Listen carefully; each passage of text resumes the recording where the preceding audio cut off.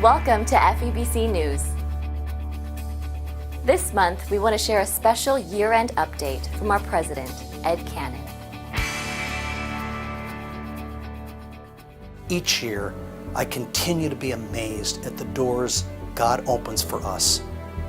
This year, you have been an essential part of establishing 7 new stations and distributing thousands of radios. But just like every ministry, 2016 was a year with many challenges. In Russia, for example, the government has denied renewal of our AM licenses, taking us off the air in Moscow and St. Petersburg. And our creative broadcasters instantly moved their programs onto social media platforms. After only a few months, we found that one of these programs already had 2 million listeners. And in China, we've faced numerous restrictions on our programming as well, but that hasn't stopped God from working.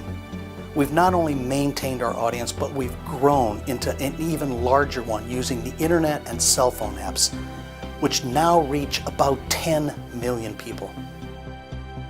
In every challenge, we've seen a door close, and God open a brand new one.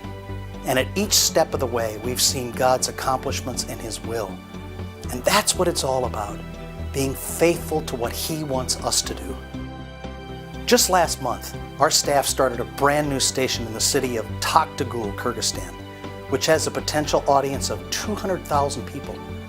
With last year's launch of our new Issyk station, 2 million people now have access to the gospel broadcasts in this predominantly Muslim country of Kyrgyzstan.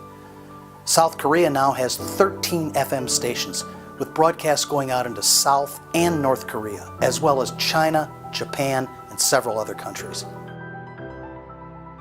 And in Indonesia, we've grown our distribution through the gospel boxes into new ethnic minority language groups, expanding our reach to some of the hardest to reach people in this country of 250 million people. FEBC's strategic aims are all the same. First, we're all about using indigenous leaders who best understand the culture and the local language and can communicate the gospel to their people better than any other way. Secondly, we use innovative technology to deliver the gospel the best way that it can to reach the people in those distant countries. And finally, we always proclaim the gospel boldly, no matter what the cost or the challenge. When I look toward next year, I see great potential. The opportunity to reach all of Mongolia with the gospel.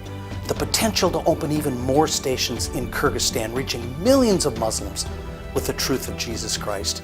And for a brand new broadcasting center in Kiev to bring hope to a country that is desperately in need of it.